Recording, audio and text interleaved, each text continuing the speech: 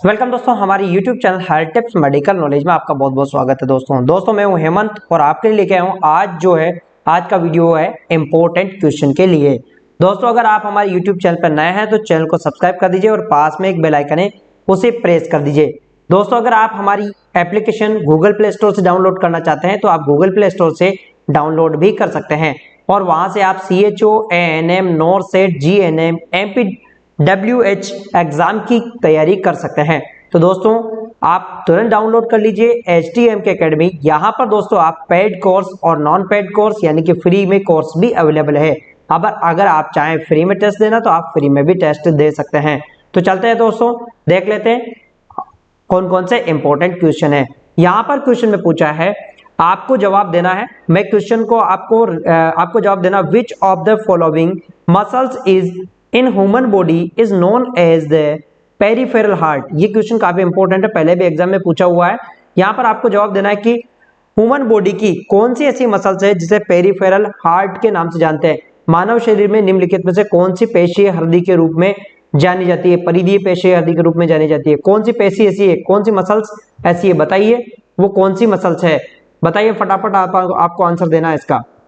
यहाँ पर जो बात करें अपन सोलियस मसल, जो सोलियस मसल्स होती है इसे हम सेकंड क्या कहते हैं अपन, सेकंड हार्ट के नाम से भी इसे अपन जानते हैं। कोई आपसे क्वेश्चन पूछ ले कि सेकंड हार्ट कौन है तो सेकंड हार्ट के नाम से किसको जानते हैं अपन, सोलियस मसल्स को जानते हैं। तो ध्यान में रख लेना, यहाँ पर इंपॉर्टेंट है, यहाँ पर करेक्ट आंसर है वो है बी वाला।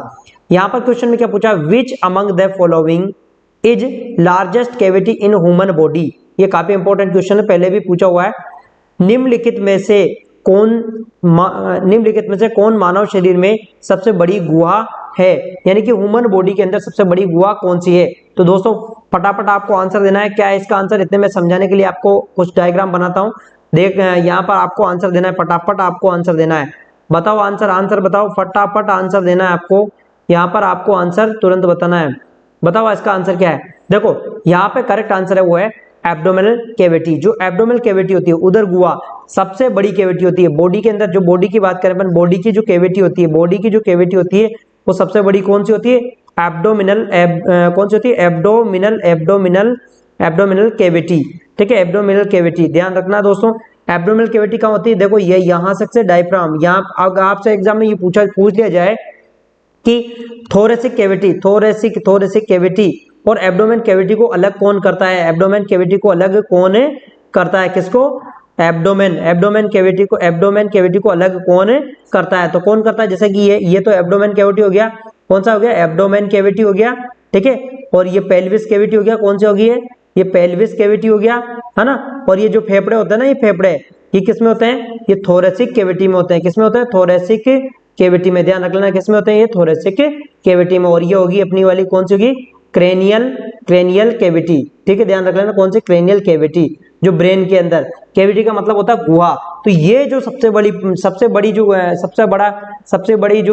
कैविटी है वो कौन सी है, यहाँ पर सबसे बड़ी कैविटी कौन सी होगी, तो सबसे बड़ी कैविटी वो है एब्डोमिनल कैविटी। ध्यान रख लेना कौन सी है, एब्डोमिनल कैविटी। दोस्तों इसके अंदर ही कौन कौन पाया जाता है, इसके अंदर liver, pancreas, small intestine, large intestine और किडनी सब इसी के अंदर पाई जाती है। किसके अंदर, एब्डोमेन कैविटी के अंदर।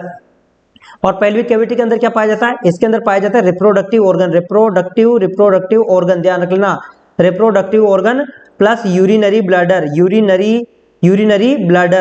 ठीक है, ध्यान रख लेना कौन सा, प्लस यूरिनरी ब्लैडर। तो रिप्रोडक्टिव ऑर्गन किसके अंदर पाए जाते हैं, पेल्विक कैविटी के अंदर। यहाँ पर आंसर अपना वो है सी वाला।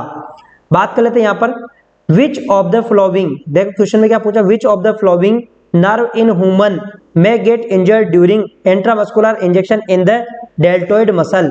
डेल्टोइड पेशी में इंट्रामस्कुलर इंजेक्शन के दौरान मानव शरीर में निम्नलिखित में से कौन सी तंत्रिका चोट लग सकती है। क्वेश्चन में काफी इंपॉर्टेंट है दोस्तों। क्वेश्चन में पूछा हुआ है कि इंट्रामस्कुलर इंजेक्शन कहां पर लगाया जा रहा है, डेल्टोइड पर। तो कौन सी तंत्रिका तंत्र इंजोर हो सकती है। आप आंसर दो फटाफट, आप आंसर दो। इतने में मैं आपका समझाने के लिए एक चित्र बनाता हूं। बताओ यहाँ पर आपको आंसर देना है, फटाफट आपको फटाफट आंसर देना है। यहाँ पर ठीक है, बताओ क्या कौन सी नर्व इंजरी होने के चांसेस हो सकते हैं। देखो डेल्टोइड में कहां पर लगाते हैं, यहाँ पर, तो यहाँ पर सही आंसर क्या होगा, यहाँ पे सही आंसर है वो अपना एक्सिलरी। ठीक है, एक्सिलरी नर्व के अंदर इंजरी होने के चांसेस हो सकते हैं। देखो डेल्टोइड कहां पर, ये यहाँ पर लगाई जाती है, क्या लगाया जाता है यहाँ पर, तो यहाँ डेल्टोइड पर। तो यहाँ पर क्या होती है, एक्सिलरी नर्व होती है, कौन सी होती है, एक्सिलरी, ध्यान रख लेना, एक्सिलरी नर्व होने, एक्सिलरी नर्व होती है और इसके चांसेस होते हैं इंजुरी होने के, कहां पर, डेल्टोइड में। चलते हैं नेक्स्ट क्वेश्चन की तरफ। क्वेश्चन में पूछा है how many bronchopulmonary segments are in the human right lungs, मानव दाहिने फेफड़े में कितने ब्रोंकियोपल्मोनरी खंड होते हैं। क्वेश्चन काफी इंपॉर्टेंट है दोस्तों, पहले भी पूछा हुआ क्वेश्चन है, मानव शरीर के दाएं खंड में कितने ब्रोंकियोपल्मोनरी खंड होते हैं। क्वेश्चन काफी इंपॉर्टेंट है, तो यहाँ पर सही आंसर क्या होगा, यहाँ पर पूछा ब्रोंकियोपल्मोनरी, ठीक है, ध्यान रख लेना, किसका पूछा, ब्रोंकियोपल्मोनरी, ना कि लीवर का लोब का। तो यहाँ पर सही आंसर है वो 10। देखो आपको मैं समझा देता हूँ, यहाँ पर क्या होता है, ऐसे ऐसे ऐसे क्या होता है, यहाँ पर ऐसे ऐसे होता है ट्रैकिया, ऐसे ऐसे होता है ट्रैकिया, ध्यान रख लेना, ऐसे ऐसे होता है ट्रैकिया, और ट्रैकिया यहाँ से डिवाइड हो जाता है, क्या हो जाता है, डिवाइड हो जाता है, किसमें, ब्रोंकाई, ठीक है, ये ऐसे ऐसे ब्रोंकाई हो जाती है, ऐसे ऐसे, ठीक है, फिर यहाँ पर ब्रोंक्योल्स में डिवाइड हो जाता है। ठीक है, तो ये यहाँ पर इधर लेफ्ट में और इधर, ठीक है, इधर राइट और लेफ्ट में ऐसे डिवाइड हो जाता है। तो यहाँ पर देखो दोस्तों, क्या राइट वाला लंग्स होता है, राइट वाले लंग्स की अगर बात करें तो इसके अंदर कितने लोब होते हैं, इसके अंदर 3 लोब होते हैं। आपसे लोब का भी क्वेश्चन पूछा जा सकता है, कितने लोब होते हैं, 3 लोब। और लेफ्ट लंग्स के अंदर कितने लोब होते हैं, इसके अंदर होते हैं 2 लोब। तो ये जो ये है, इस वाले में कितने ब्रोंकियोल लोब्स, कितने ब्रोंकियोपल्मोनरी सेगमेंट होते हैं, इसके अंदर होते हैं 3, 1 2 3, ठीक है, कितने होते हैं इसके अंदर, इसके अंदर 3 होते हैं। और मिडिल वाले के अंदर भी कितने होते हैं, 1 2 3 सेगमेंट होते हैं। ठीक है, ध्यान रखना कितने सेगमेंट होते हैं, फिर यहाँ से एल्वियोलाई वेल्वियोलाई बनती है। ऐसे ही इसके नीचे वाले जो लोब में कितने होते हैं, यहाँ पर होते हैं, किसमें होते हैं, कितने होते हैं, 1 2 3 और 4। तो ध्यान रख लेना, पहले वाले में 3, दूसरे वाले में 3 और नीचे वाले में 4।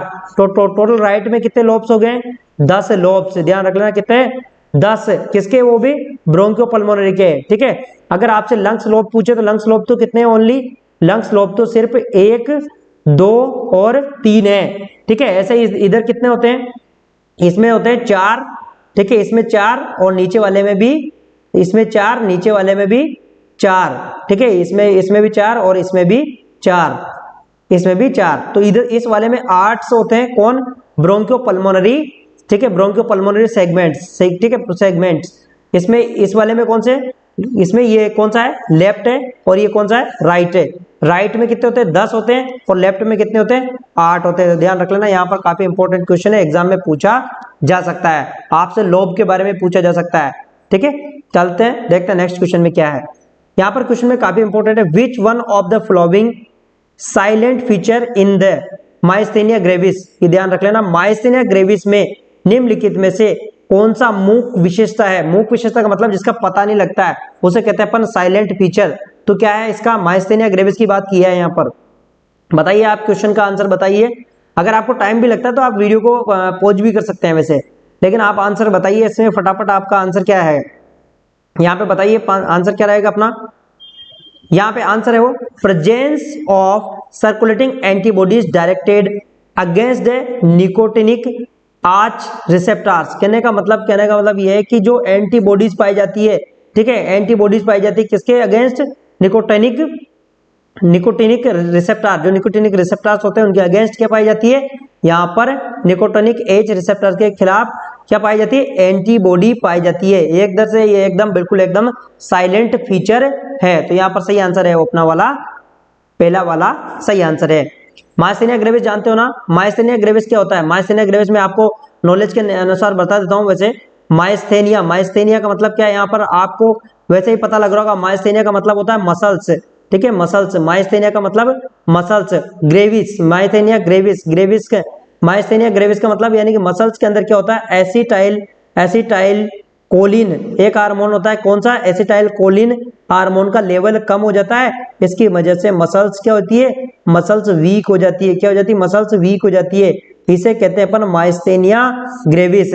एसिटाइल कोलिन का लेवल जब कम हो जाता है उससे उसकी वजह से क्या हो जाती है, मसल्स वीक हो जाती है, उससे कहते हैं अपन माइस्थेनिया ग्रेविस। इसमें क्या होता है, एसिटाइल कोलिन के अगेंस्ट क्या बनने लग जाती है, एंटीबॉडी। ध्यान रख लेना, क्या बनने लग जाती है, एंटीबॉडी बनने लग जाती है। चलते हैं नेक्स्ट क्वेश्चन को देख लेते हैं अपन। यहां पर क्वेश्चन में क्या पूछा है, widely asked for laboratory investigation for estimation of glomerular filtration rate GFR। दोस्तों काफी महत्वपूर्ण क्वेश्चन है। ग्लोमेरुलर निस्पंदन दर के आकलन के लिए प्रयोगशाला जांच के लिए व्यापक रूप से किया जाता है। कहने का मतलब GFR की जांच के लिए कौन सा किया जाता है, तो बताइए यहाँ पर आपको आंसर बताना है। यहाँ पर GFR के लिए क्या किया जाता है यहाँ जांच के लिए, यहाँ पे सही आंसर क्या होगा, यहाँ पे सही आंसर है सीरम क्रिएटिनिन क्लियरेंस। ठीक है, व्यापक रूप का मतलब सबसे कॉमन यानी कि सबसे ज्यादा सीरम क्रिएटिनिन क्लियरेंस। ठीक है, ये किया जाता है। अगर क्रिएटिनिन बढ़ा हुआ है, क्या बढ़ा हुआ है, क्रिएटिनिन। ठीक है, क्रिएटिनिन बढ़ा हुआ तो मतलब किसकी प्रॉब्लम है, किडनी की प्रॉब्लम है। ध्यान रख लेना, किसकी प्रॉब्लम है, किडनी की। नॉर्मल क्रिएटिनिन लेवल का कितना होता है, 0.6 से कितना होता है, 1.2। ध्यान रख लेना कितना होता है, 0.6 से 1.2। GFR का मतलब क्या होता है, जो किडनी होती है ना, किडनी। ठीक है, किडनी के अंदर पानी छनने की क्षमता, ठीक है, उसे कहते हैं अपन GFR, ग्लोमेरुलर फिल्ट्रेशन रेट। ये जो पानी छनने की जो क्षमता होती है ना, उसे कहते हैं अपन ग्लोमेरुलस रेट। ठीक है, नॉर्मली कितनी होती है, 125 ml पर मिनट। ध्यान रख लेना कितनी होती है, 125 ml पर मिनट नॉर्मल। ठीक है, चलते अपन देख लेते हैं अपन नेक्स्ट क्वेश्चन में क्या है, बात कर लेते हैं यहाँ पर क्वेश्चन की। क्वेश्चन काफी इंपॉर्टेंट है दोस्तों, कई कॉम्पिटिटिव एग्जाम में पहले भी पूछा जा चुका है। क्वेश्चन में पूछा है, विच of the flowing hormone mediate the milk ejection reflex. काफी इंपॉर्टेंट है दोस्तों, निम्नलिखित में से कौन सा हार्मोन दूध निष्कासी परिवर्तन के मध्यस्थता कराता है। कहने का मतलब दूध निकलने के लिए कौन सा हार्मोन रेस्पॉन्सिबल है, बताइए। यहाँ पर फटाफट आपको आंसर देना है, यहाँ पे आंसर देना है आपको फटाफट। दूध, ब्रेस्ट से दूध निकलने के लिए कौन सा हार्मोन रेस्पॉन्सिबल है। ठीक है, ब्रेस्ट से जो मिल्क निकलने के लिए कौन सा हार्मोन रेस्पॉन्सिबल है, यहाँ पर बताइए आप फटाफट। यहाँ पर कौन सा आंसर है, यहाँ पर सही आंसर है वो ऑक्सीटोसिन। देखो यहाँ पर पूछा, क्या पूछा, यहाँ पर इजेक्शन। ध्यान रख लेना, इजेक्शन। ठीक है, इजेक्शन, ये इजेक्शन हो रहा है। ठीक है, दो चीज होती है, जैसे कि मान लो दो चीज होती है, एक तो क्या होती है, एक तो इजेक्शन होता है और एक होता है बनता। ठीक है, जो दूध बनता है, जैसे मान लो यहाँ अंदर क्या है, दूध बन रहा है। एक तो बनने को क्या कहते हैं, एक तो सिंथेसिस। ठीक है, सिंथेसिस के लिए कौन सा हार्मोन जिम्मेदार है, प्रोलैक्टिन। ध्यान में रखना, प्रोलैक्टिन। ठीक है, यहाँ पर दूध को बनाने के लिए। लेकिन जब दूध बाहर निकलता है, इसको बाहर निकालने के लिए, जैसे बाहर निकल रहा है, ठीक है, बाहर निकालने के लिए कौन जिम्मेदार है, बाहर निकलने के लिए जिम्मेदार है वो है कौन, ऑक्सीटोसिन। ध्यान रख लेना, ऑक्सीटोसिन। ये जो बाहर दूध निकलता है ना, वो किसकी वजह से निकलता है, ऑक्सीटोसिन से। और ये कहां से बनता है, कई बार आपसे एग्जाम में पूछा जा सकता है, प्रोलैक्टिन हार्मोन कहां से निकलता है, तो ये एंटीरियर, किससे निकलता है, एंटीरियर पिट्यूटरी ग्लैंड। ध्यान रख लेना, क्वेश्चन पूछा जा सकता है आपसे एग्जाम में, कहां से निकलता है, ये एंटीरियर पिट्यूटरी ग्लैंड। और ऑक्सीटोसिन पोस्टीरियर पिट्यूटरी ग्लैंड। ध्यान रख लेना, कहां से निकलता है, पोस्टीरियर पिट्यूटरी ग्लैंड से। तो ये काफी महत्वपूर्ण है दोस्तों क्वेश्चन। चलते हैं अपन नेक्स्ट क्वेश्चन को देख लेते हैं। यहां पर क्वेश्चन में काफी इंपॉर्टेंट है, क्वेश्चन में पूछा है, mechanism of action of contraceptive pills is based on. ठीक है, ये काफी इंपॉर्टेंट है, किस बेस्ड ऑन, यानी कि मैकेनिज्म क्या है, किसकी, गर्भ निरोधक गोलियों की क्रिया आधारित है। बहुत ही महत्वपूर्ण है, गर्भ निरोधक गोलियां की जो क्रिया आधारित क्या है, बताओ आप आंसर बताओ। मैं तब तक मैं आपको समझाने के लिए कुछ डायग्राम बनाता हूं, आपको आंसर का रिप्लाई देना है। ठीक है, आपको आंसर का रिप्लाई देना है, फटाफट रिप्लाई दो दोस्तों, फटाफट, टाइम मत लगाओ, रिप्लाई तुरंत देना है आपको। फिर अपन देखेंगे क्या है आपका आंसर। बता दिए आपका आंसर आ गया, चलो ठीक है, अब देख लेते हैं। देखो यहां पर सही आंसर होगा इनहिबिटिंग ओवुलेशन। दोस्तों ध्यान रख लेना, ये क्या करता है, इनहिबिट करता है किसको, ओवुलेशन को। जो ये ओवेरी है ना, ओवेरी के अंदर क्या करता है, ये ओवेरी, जो ओवेरी होता है यहाँ पर क्या करता है, ये ओवुलेशन, जो ओवुलेशन होता है, जो ओवम बनने की जो प्रक्रिया होती है, किसकी, ओवम, यानी कि अंडा बनने की, अंडाणु बनने की जो प्रक्रिया होती है, इसको क्या करता है, ये इनहिबिट कर देता है। क्या कर देता है, इनहिबिट। ठीक है, ध्यान रख लेना इनहिबिट। जब अंडे ही नहीं बनेंगे तो प्रेग्नेंट कैसे होगी, तो ध्यान रख लेना। आपसे एक और इंपॉर्टेंट यहां से क्वेश्चन पूछा जा सकता है कि सबसे ज्यादा इफेक्टिवनेस कौन है कॉन्ट्रासेप्टिव में, तो सबसे ज्यादा जो इफेक्टिव है, एफिकेसी है, इफेक्टिवनेस है, इफेक्टिवनेस वो कौन है, सबसे ज्यादा इफेक्टिवनेस है कॉन्ट्रासेप्टिव में कौन, ओरल कॉन्ट्रासेप्टिव, ओरल कॉन्ट्रासेप्टिव, ठीक है, ओरल कॉन्ट्रासेप्टिव। ध्यान रख लेना, ये आपको एग्जाम में पूछा जा सकता है, तो यहाँ पर बहुत ही महत्वपूर्ण है। एक पॉइंट और आपसे एग्जाम में पूछा जा सकता है कि न्यूली मैरिड, जो न्यूली मैरिड है, न्यूली मैरिड कपल को आप कौन सा कॉन्ट्रासेप्टिव सजेस्ट करोगे, तो न्यूली मैरिड कपल को कौन सा कॉन्ट्रासेप्टिव सजेस्ट करेंगे अपन, वो करेंगे अपन ओरल पिल्स। कौन सा करेंगे अपन, ओरल पिल्स, ध्यान रख लेना ओरल पिल्स। तो ये यहाँ पर सही आंसर है अपना वाला है पहला वाला। नेक्स्ट क्वेश्चन की बात कर लेते हैं अपन।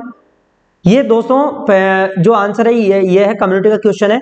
ए scientific study of the human population is called, ठीक है, तो मानव जनसंख्या का वैज्ञानिक अध्ययन कहा जाता है। दोस्तों काफी इंपॉर्टेंट है, मानव वैज्ञानिक अध्ययन को कहा जाता है, तो क्या कहते हैं अपन यहाँ पे कहते हैं वो अपन क्या कहते हैं अपन, डेमोग्राफी। क्या कहते हैं अपन, डेमोग्राफी, जनसांख्यिकी, डेमोग्राफी कहते हैं। दोस्तों वैज्ञानिक अध्ययन को हम क्या कहते हैं अपन, डेमोग्राफी।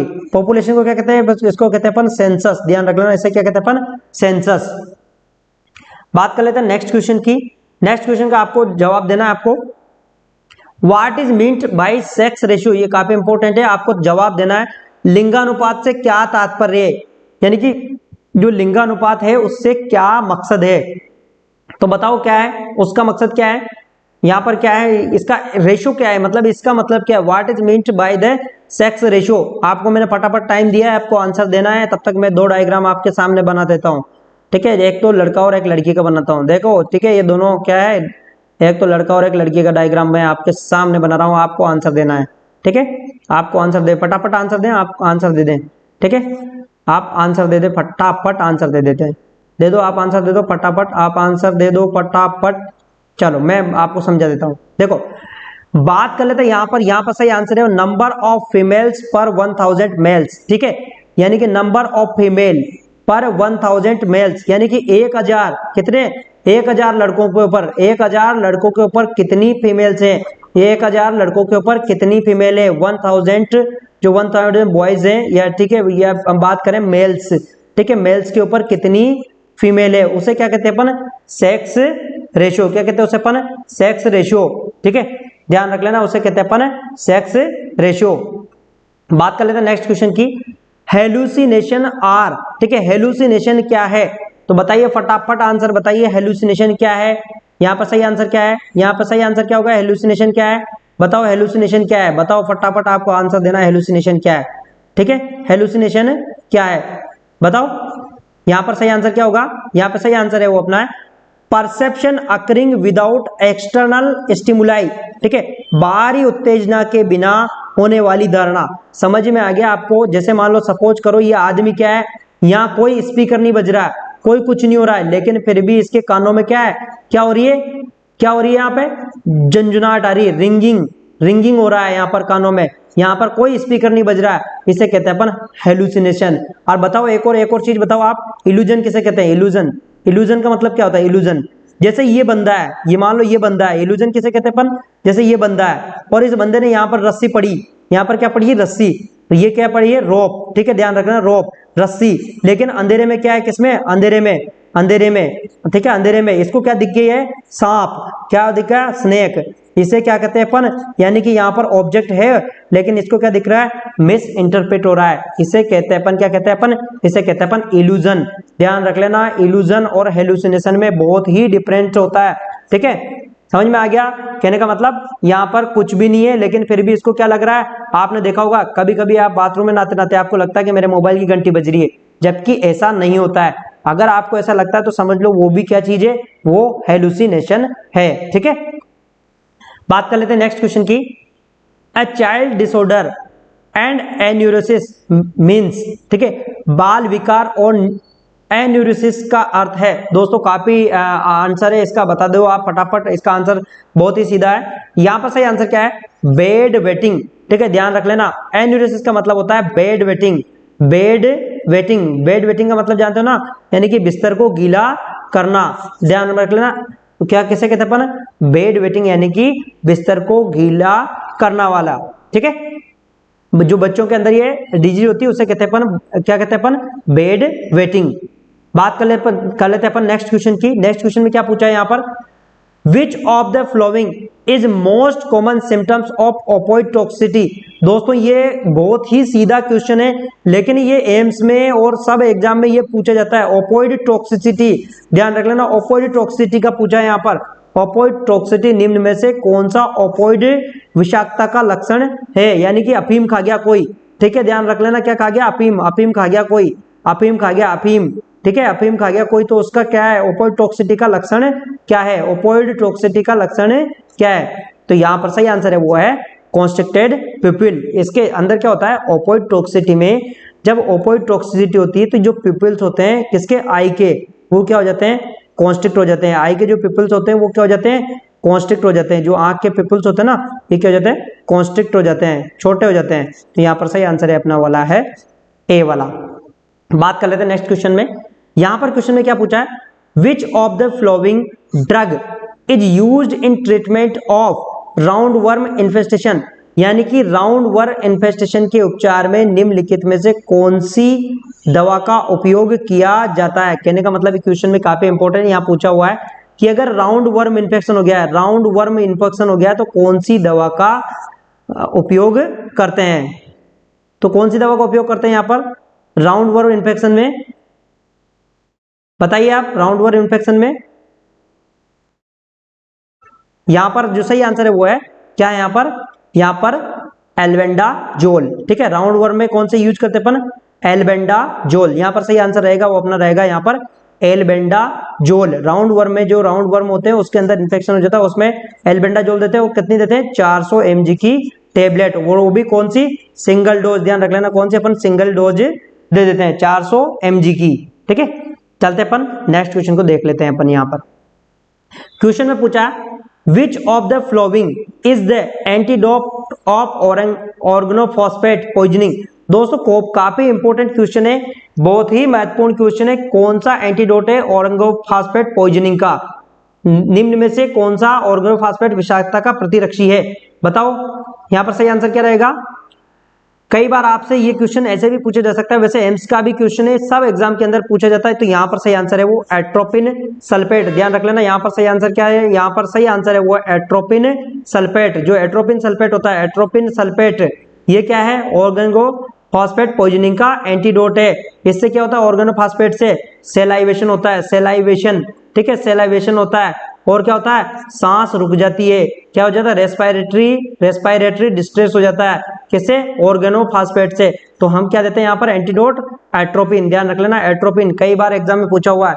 कई बार आपसे ऐसे भी क्वेश्चन पूछा जा सकता है कि जो कौन होते हैं, जो फार्मर होते हैं, फार्मर कौन होते हैं, फार्मर, ये मेडिसिन की जो छिड़काव करते हैं ना, जो दवा का छिड़काव करते हैं, उसके अंदर भी क्या पाया जाता है, ऑर्गेनोफॉस्फेट, ध्यान रखना, उसके अंदर भी क्या पाया जाता है, ऑर्गेनोफॉस्फेट। तो ये कई बार ऐसे पूछा जा सकता है आपको कि एक कृषि करने वाला तुरंत हॉस्पिटल में आया और उसको सलाइवा आ रहा है, तो उसको कौन सा एंटीडोट देंगे अपन, तो वो कौन सा देंगे, एट्रोपिन सल्फेट, ध्यान रख लेना, कौन सा देंगे अपन, एट्रोपिन सल्फेट। बात कर लेते हैं, यहाँ पर क्वेश्चन में पूछा है विच of the flowing immunoglobulin will be राइज्ड in allergic reaction. दोस्तों काफी इंपॉर्टेंट क्वेश्चन है, निम्नलिखित में से कौन सा इम्यूनोग्लोबिन एलर्जी में बढ़ जाता है, एलर्जी में बढ़ जाता है, कहने की बात कर रहे हैं अपन, एलर्जी में बढ़ जाता है। तो कौन सा बढ़ जाता है एलर्जी में, यहाँ पर बता दो आप, फटाफट बता दो मेरे को, एलर्जी में कौन सा बढ़ जाता है, बताओ फटाफट। यहाँ पे सही आंसर है वो है क्या है, यहाँ पर IgE। ये ध्यान रख लेना, आपसे ऐसे भी पूछ ले जाए IgE, तो ये IG का मतलब क्या होता है, IG का मतलब होता है इम्यूनोग्लोबुलिन, ग्लोब्यूलिन, कंफ्यूज मत हो जाना, इसका IG का मतलब होता है इम्यूनोग्लोबुलिन। और कौन सा बढ़ जाता है, यहाँ पर IgE, ध्यान में रख लेना। IgM का नाम सुना आपने दोस्तों, मैं एक इंटरेस्टिंग बात आपको बता देता हूं, अगर IgM बढ़ा हुआ है, IgM अगर बढ़ा हुआ है किसमें, न्यूबॉर्न के अंदर, ध्यान रख लेना, न्यूबॉर्न के अंदर अगर IgM बढ़ा हुआ है, आपसे पूछा जा सकता है कि न्यूबॉर्न के अंदर IgM बढ़ा होता है, इसका मतलब क्या होता है, तो इसका मतलब है कि कंजेनाइटल इन्फेक्शन है उसको, यानी कि उसको जन्मजात इन्फेक्शन है, यानी कि इन यूट्रो इन्फेक्शन, ठीक है, इन यूट्रो इन्फेक्शन, ध्यान रख लेना। ये तो मैं आपको यहाँ पर कई जो छोटी छोटी बातें होती है मैं आपको बता देता हूँ ताकि एग्जाम में आप कंफ्यूज ना हो। लेकिन हमारे यहाँ तो क्या पूछा था, हमारे यहाँ तो पूछा था एलर्जी में कौन बढ़ जाता है, तो एलर्जी में अपना जो बढ़ता है वो बढ़ता है अपना IgE। एलर्जी जानते हो ना, जैसे मान लो आपको धूल से एलर्जी है, डस्ट से एलर्जी है, ठीक है, तो उसमें बढ़ जाता है IgE। ठीक है, बात कर लेते हैं नेक्स्ट क्वेश्चन में। यहां पर क्वेश्चन में पूछा है विच of the flowing agent is used disinfectant of surgical instrument against HIV। दोस्तों काफी महत्वपूर्ण क्वेश्चन है, निम्नलिखित में से कौन सा एजेंट HIV के खिलाफ सर्जिकल उपकरण के कीटाणु नाशक का उपयोग करता है। कहने का मतलब ये है कि कोई पेशेंट है उसका HIV के जो इंस्ट्रूमेंट्स हैं उनको हम किससे क्लीन करेंगे, बताइए फटाफट आंसर बता दीजिए। यहाँ पर HIV के जो इंस्ट्रूमेंट है उसको क्लीन काई से करेंगे, क्लीन करने के लिए हम क्या करेंगे अपन, बताओ फटाफट बताओ, क्लीन करने के लिए क्या करेंगे अपन। तो यहाँ पर सही आंसर होगा वो होगा अपना यहाँ पर क्या होगा, यहाँ पे सही आंसर है 2% ग्लूट्रेल्डिहाइड।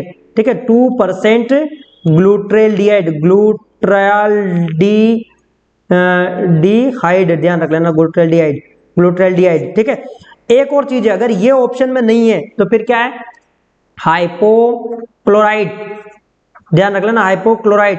ठीक है, हाइपोक्लोराइड कितना 1%, इनको यूज किया जाता है किसके लिए, क्लीनिंग के लिए, जो HIV पेशेंट होता है उसके इंस्ट्रूमेंट जो क्लीन करने के लिए। तो यहां पर सही आंसर होगा अपना वाला B वाला सही है। बात कर लेते हैं नेक्स्ट क्वेश्चन में, etiological agent of which of the following condition discovered by the Robert Koch। कहने का मतलब सीधी सी बात है, यहाँ के रॉबर्ट कोच के द्वारा कौन सा माइक्रो ऑर्गेनिज्म डेवलप किया गया है। ठीक है, यानी कि इस रॉबर्ट कोच के द्वारा कौन सा सर्च किया गया है, बताओ कौन सा है वो। तो यहाँ पर आपको आंसर देना है, कौन सा आंसर है यहाँ पर सही आंसर क्या रहेगा अपना, यहाँ पर सही आंसर है वो ट्यूबरक्लोसिस माइको, ठीक है, माइको बैक्टीरियम ट्यूबरक्लोसिस, ध्यान रखना ट्यूबरक्लोसिस है। ठीक है, ट्यूबरक्लोसिस है, ये बैक्टीरिया सर्च किया गया किसके द्वारा, रॉबर्ट कोच के द्वारा। किसके द्वारा, रॉबर्ट कोच के द्वारा, ध्यान रखना किसके द्वारा, रॉबर्ट कोच के द्वारा। इसे हम कोच बेसिलाई के नाम से भी जानते हैं, क्या किसके नाम जानते हैं, कोच बेसिलाई, ध्यान रख लेना किसके नाम से जानते हैं अपन, कोच बेसिलाई के नाम से भी इसे अपन जानते हैं, किसको, ट्यूबरक्लोसिस को। चलते हैं अपन नेक्स्ट क्वेश्चन की तरफ। विच of the flowing pathogen cause gas gangrene, किस रोग जनक के द्वारा गैस गैंग्रीन होता है। दोस्तों काफी महत्वपूर्ण है, कौन सा ऐसा जो है जिसके द्वारा गैस गैंग्रीन होता है, बताइए। यहाँ पर फटाफट आपको आंसर देना है, मैं आपको बता देता हूँ यहाँ पर गैस गैंग्रीन के लिए समझाने के लिए थोड़ा हल्का सा एक डायग्राम बना देता हूँ मैं आपको। गैस गैंग्रीन के लिए बताओ, आपको गैस गैंग्रीन के लिए जैसे मान लो गैस गैंग्रीन, मान लो ये जो यहाँ पर सही आंसर क्या रहेगा अपना, यहाँ पर सही आंसर है वो क्लोस्ट्रिडियम परफिंजस। देखो क्लोस्ट्रिडियम परफिंजस क्या करता है, जैसे मान लो यहाँ पर चोट लग गया, ये मोस्टली किस में पाए जाते हैं, ये डस्ट में, इनमें पाए जाते हैं। अगर यहाँ पर चोट लग गया, मान लो पैर में चोट लग गया और यहाँ पर इसकी क्लोस्ट्रिडियम परफिंजस की ग्रोथ हो गई, तो इसको क्या करा देगा, सड़ा देगा। ये क्या करा देगा, इसको सड़ा देगा, यानी कि एक तरह से इसमें गैस गैंग्रीन कर देगा, गैस गैंग्रीन। ठीक है, गैस गैंग्रीन यानी एक तरह से इसमें से स्मेल निकलने लगेगी, गैस फॉर्मेशन करेगा। मोस्टली जो गैस गैंग्रीन होते हैं, मोस्टली जो बहुत ज्यादा गैस गैंग्रीन होते हैं वो किसमें होते हैं, इंटेस्टाइन के अंदर, ध्यान रख लेना किसके अंदर, इंटेस्टाइन के अंदर। ठीक है, आंत के अंदर सबसे ज्यादा होते हैं क्या, गैस गैंग्रीन। चलते हैं अपन नेक्स्ट क्वेश्चन की तरफ। दोस्तों ये काफी इंपॉर्टेंट क्वेश्चन है, बहुत ही महत्वपूर्ण है, यहां से एग्जाम में क्वेश्चन पूछे जा सकते हैं। The genome of corona virus consist of, corona virus के जीनोम में शामिल है क्या है, कोरोना वायरस का जीनोम क्या है। अब मैं आपके कोरोना के सारे क्वेश्चन यहां से डाउट सोल्व करा दूंगा मैं आपको। कोरोना वायरस का जीनोम में शामिल है, बताइए फटाफट बताइए इसका आंसर क्या रहेगा। इसका आंसर है वो RNA। देखो जो कोरोना वायरस है, ये कौन सा वायरस है, ये जो कोरोना वायरस है ये एक तरह से RNA वायरस है। कौन सा है, RNA वायरस। ठीक है दोस्तों, आपसे यहां से क्वेश्चन पूछा जाता है, एक तो RNA वायरस है और इसका जीनोमिक स्ट्रक्चर क्या है इसका, सारस। ठीक है, सारस, ध्यान रख लेना, सारस, COV2।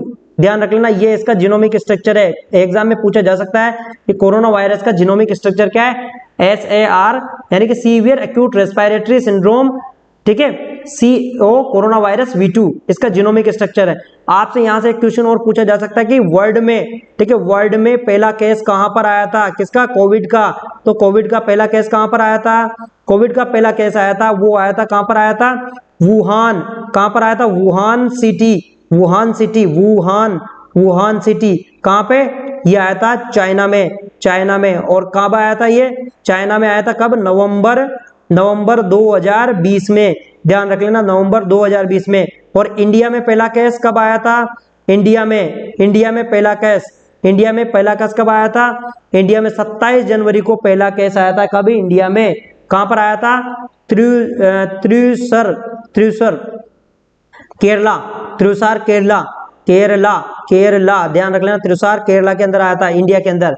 यहां पर चाइना में आया था नवंबर में, इंडिया में 27 जनवरी को पहला केस आया था, ठीक है। और यहां पर आपको एक इंपॉर्टेंट क्वेश्चन आपसे पूछा जा सकता है, बहुत ही आपको महत्वपूर्ण क्वेश्चन मैं आपको बता देता हूं। कोविड जो है क्या है, कोविड के जो इंस्ट्रूमेंट है वो किससे क्लीन किए जाते हैं, तो ये भी हाइपोक्लोराइड से क्लीन किए जाते हैं, हाइपोक्लोराइड, ध्यान रखना, हाइपोक्लोराइड से क्लीन किए जाते हैं, हाइपोक्लोराइड से क्लीन किए जाते हैं। और एक और इंपॉर्टेंट क्वेश्चन है, यहां पर मैं आपको बता देता हूं इधर स्टार लगा के, कि WHO ने कब घोषित किया कि ये एक तरह से पेंडेमिक है, पेंडेमिक, WHO ने कब घोषित किया कि पेंडेमिक है, तो WHO ने 11 मार्च 2020, ठीक है, 11 मार्च 2020 को कोविड को क्या किया, पेंडेमिक घोषित कर दिया, यानी कि पूरे वर्ल्ड में फैल रहा है। तो यहां पर सही आंसर लेकिन अपना वाला है कौन सा, RNA। चलते अपन नेक्स्ट क्वेश्चन को देख लेते हैं। अपन क्वेश्चन में पूछा है, Which of the following agents is used to sterilization of disposable syringe। दोस्तों काफी इंपॉर्टेंट क्वेश्चन है, मक्खन वाला क्वेश्चन है। निम्नलिखित में से किस एजेंट का उपयोग डिस्पोजेबल सिरिंज के निर्जमीकरण में किया जाता है। आपको फटाफट आंसर देना, वैसे आप तुरंत आंसर दे दोगे इसका। यहाँ पर सही आंसर क्या है, किसको यूज किया जाता है, डिस्पोजेबल सिरिंज। जानते हो ना, ऐसी उई बाबा ऐसी सुई आती है ना, ऐसी है ना, 10 ml की वाली, देखी होगी ना आपने, ऐसी कभी लगी भी होगी आप पे, ठीक है, ऐसी ऐसी जो सुई आती है, ऐसी ऐसी, ठीक है। एक बार लग जाए ना पाउडर वाली सुई तो याद करना पड़ जाता है, फिर बार बार दर्द होता है, ठीक है। ये किससे निर्जमीकृत होता है दोस्तों, ये जो निर्जमीकृत होता है किससे, गामा रेडिएशन से, गामा रेडिएशन से। यहाँ पर ध्यान रख लेना किससे होता है ये, गामा रेडिएशन से। काफी महत्वपूर्ण आंसर है यहाँ पर, होता है वो होता है गामा रेडिएशन से। आपकी नॉलेज के लिए एक चीज मैं आपको बता देता हूँ, कभी आपने गौर किया है, एक सिरिंज आती है, सिरिंज ऐसे सिरिंज आती है, आपने जो गौर नहीं किया होगा तो मैं आप बता देता हूँ, आप दोबारा उसको देखना कभी। सिरिंज ऐसी सिरिंज आती है ऐसे वाली, और सिरिंज के बीच में यहाँ पर एक तरह से क्या है कि वो ब्लैक ब्लैक लगा रहता है, और सिरिंज का क्या है थोड़ा सा कि यहाँ पर क्या है हिस्सा ओपन रहता है, ऐसे ऐसे एक सिरिंज होती है यहाँ पर, ऐसे ऐसे सिरिंज होती है, ऐसे, ठीक है, ऐसे सिरिंज होती है। बताओ यहाँ स्पेस क्यों होता है, ध्यान रख लेना, बहुत ही महत्वपूर्ण है। मैं आपको एक इंपॉर्टेंट नॉलेज के लिए बता रहा हूँ, ये स्पेस क्यों होता है, ये इसलिए स्पेस होता है कि यहाँ से हम कौन सी गामा, जो गामा रेज होती है, कौन सी गामा रेज जो अच्छे से यहाँ पर क्या है निर्जमीकृत कर दे, इसलिए ये स्पेस होता है। ध्यान रख लेना, अगर ये स्पेस नहीं है तो समझ लो वो सिरिंज क्या है, अनस्टेराइल है, ठीक है, अनस्टेराइल, ठीक है, अनस्टेराइल हो सकता है वो सिरिंज को स्टेराइज नहीं किया है। तो ध्यान रख लेना, जब भी आप सिरिंज खरीदो तो उसमें देख लेना कि यहाँ पर एयर जरूर रहती है, ठीक है। तो आपको वीडियो पसंद आया दोस्तों तो वीडियो को लाइक जरूर कर दीजिएगा और वीडियो को सब्सक्राइब भी कर दीजिएगा। अब एक और क्वेश्चन चलते हैं अपन नेक्स्ट यहाँ पे क्वेश्चन पे देख लेते हैं। कोरियोनिक गोनेडोट्रोपिन सिक्रेटेड बाय, ठीक है, कोरियोनिक गोनेडोट्रोपिन किसके द्वारा स्रावित होता है, यानी कि जो कोरियोनिक गोनेडोट्रोपिन है वो किसके द्वारा स्रावित होता है, बता दो फटाफट, आंसर दे दो। यहाँ पर देखो, यहाँ पर अगर बात करें अपन कोरियोनिक गोनेडोट्रोपिन की, किसकी बात करें अपन, कोरियोनिक गोनेडोट्रोपिन हार्मोन की, तो यहाँ पर क्या हो, किसके द्वारा होता है ये बताइए फटाफट, ये होता है किसके द्वारा, ये होता है प्लेसेंटा के द्वारा, ठीक है, यहाँ पर होता है प्लेसेंटा। ध्यान रख लेना, पहला वाला आंसर अपना सही, ये होता है प्लेसेंटा के द्वारा। कौन सा, कोरियोनिक गोनेडोट्रोपिन। थायराइड से क्या होता है, T3 and T4 thyroxine and triiodothyroxine. और अंडाशय से क्या होता है, ओवरी से एस्ट्रोजन, ठीक है, ध्यान रख लेना, कौन, एस्ट्रोजन और प्रोजेस्ट्रोन, ठीक है, प्रोजेस्ट्रोन किससे होता है, ओवरी से। यूट्रस से कोई हार्मोन सिक्रेट नहीं होता है, ठीक है। तो दोस्तों आपको वीडियो पसंद आया तो वीडियो को लाइक जरूर कर दीजिएगा और शेयर और सब्सक्राइब जरूर कर दीजिएगा। मिलते हैं नेक्स्ट वीडियो में, तब तक के लिए धन्यवाद।